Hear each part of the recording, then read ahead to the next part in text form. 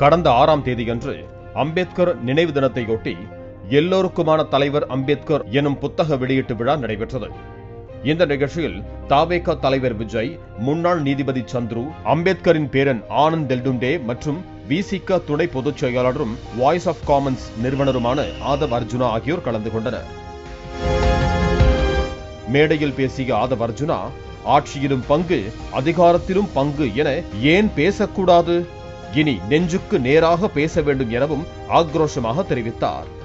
தமிழ்நாட்டில் மன்னராட்சி நிலவுவதாகவும் 2026இல் மன்னராட்சி முழுமையாக ஒழிக்கப்பட வேண்டும் எனவும் திமுகவை மறைமுகமாக ஆதவ் அர்ஜுனா கடுமையாக விமர்சனம் செய்தார். இன்றைக்கு நான் தரவுகளை சொல்றேன். 2011 தரவுகளின் அடிப்படையில் 1,40,00,000 தலித்துகள் இருக்கிறார்கள். ஆனால் ஆட்சியிலும் பங்கு, அதிகாரத்தில் பங்கு என்று கூறினால் அது தவறு என்று அவர் தவறு என்று யாரு சொல்றாருன்னா, எல்லோரும் சொல்ற மாதிரி சனாதானம் எங்கிருந்து வருதுன்னா, பிஜேபி சொன்னா மட்டும் சனாதானம் கிடையாது. ஒரு சாதாரண மனிதன் ஒரு முதலமைச்சரா வரணும், ஒரு தலித் ஒரு முதலமைச்சரா வரணும்னு சொல்லும் பொழுது அதில் முதல் குரலாக ஒலித்த குரல் திரு விஜய் அவர்களுடைய குரல். ஆட்சியிலும் பங்கு, அதிகாரத்தில் பங்கு ஏன் சொல்லக்கூடாது? அதை ஏன் ஒளிச்சு வைக்கணும்? அதுக்கு ஸ்ட்ராட்டஜிலாம் தேவையில்லை. இனிமேட்டு அரசியல ஒளிச்சு வச்சு பண்ண வேணாம். எடுத்த உடனே ஸ்ட்ரைட்டா நெஞ்சுக்கு நேரா பேசுவோம். முதுகு பின்னாடி பேசலாம் தேவையில்லை. இவ்விழாவில் பேசிய விஜய், அம்பேத்கர் நூல் வெளியீட்டு விழாவிற்கு கூட விசிக தலைவர் திருமாவளவன் வர முடியாமல் போனது கூட்டணி கட்சியிடம் இருந்து எவ்வளவு அழுத்தம் இருக்கும் என புரிந்து கொள்ள முடிகிறது என்றார். விடுதலை சிறுத்தைகள் தலைவர் திரு தோல் திருமாவளவன் அவர்கள்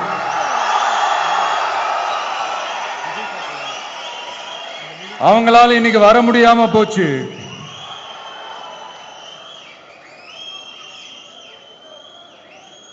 அம்பேத்கர் அவர்களுடைய புத்தக வெளியீட்டு விழாவிற்கு கூட அவரால் கலந்துக்க முடியாத அளவிற்கு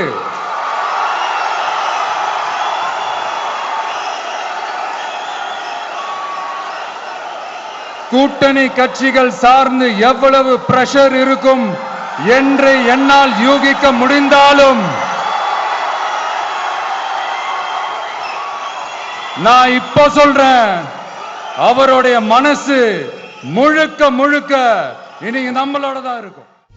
இந்த நிலையில் செய்தியாளர் சந்திப்பில் பேசிய திருமாவளவன், விழாவில் பங்கேற்காததற்கு திமுக அழுத்தம் கொடுக்கவில்லை, அதற்கு இணங்கும் அளவிற்கு தான் பலவீனமானவன் அல்ல என பதிலளித்தார். திமுக குறித்த ஆதவ் அர்ஜுனாவின் கருத்து அவரது தனிப்பட்ட கருத்து என்றும் கட்சியின் கருத்து அல்ல என்றும் திருமாவளவன் விளக்கமளித்தார். நான் பங்கேற்க இயலாமற் போனதற்கு திமுக அல்லது திமுக தலைமையிலான கூட்டணி கட்சிகள் கொடுத்த அழுத்தம் என்பதை போன்ற கருத்தை அவர் பதிவு செய்திருக்கிறார். அதில் எனக்கு உடன்பாடு இல்லை. அப்படி எந்த அழுத்தமும் இல்லை என்பதை நான் தெளிவுபடுத்தி இருக்கிறேன். அழுத்தம் கொடுத்து அதற்கு இணங்கக்கூடிய அளவுக்கு நானோ அல்லது விடுதலை சிறுத்தைகள் கட்சியோ பலவீனமாக இல்லை என்பதையும் பதிவு செய்ய விரும்புகிறேன். ஆதவ் அர்ஜுனா மீது நடவடிக்கை பாயுமா என்ற கேள்விக்கு பதிலளித்த திருமாவளவன், ஆதவ் அர்ஜுனாவிடம் உரிய விளக்கம் கேட்கப்படும், பின்னர் கட்சியின் மூத்த நிர்வாகிகளுடன் கலந்து பேசி முடிவெடுக்கப்படும் எனவும் தெரிவித்தார். அவருக்கு விளக்கம் கேட்டு நாங்கள் நோட்டீஸ் அனுப்புவோம். அவர் கட்சியில் முக்கியமான ஒரு பொறுப்பில் இருக்கிறார். ஒரு முன்னணி பொறுப்பு, அது துணை பொதுச் செயலாளர் என்பது. எடுத்தேன் கவித்தேன் என்ற ஒரு நிலைப்பாட்டை நாம் இதுவரையில் யார் மீதும் எடுத்ததில்லை. ஆகவே கட்சியின் முன்னணி தோழர்களோடு கலந்து பேசி கட்சியின் கட்டுப்பாட்டை கேள்விக்குள்ளாக்கக்கூடிய வகையில் ஆதவ் அவர்கள் பேசி வருகிறார் என்கிற ஒரு நிலையில் உயர்நிலை குழுவில் ஏற்கனவே நாங்கள் விவாதித்தபடி அறிக்கை அனுப்புவோம். இந்த நிலையில் விஜய் மற்றும் ஆதவ் அர்ஜுனாவின் கருத்துக்களுக்கு அமைச்சர்கள் சேகர் பாபு, அன்பில் மகேஷ் மற்றும் திமுக ஆதரவாளர்கள் காட்டமாக பதிலளித்து வருகின்றனர்.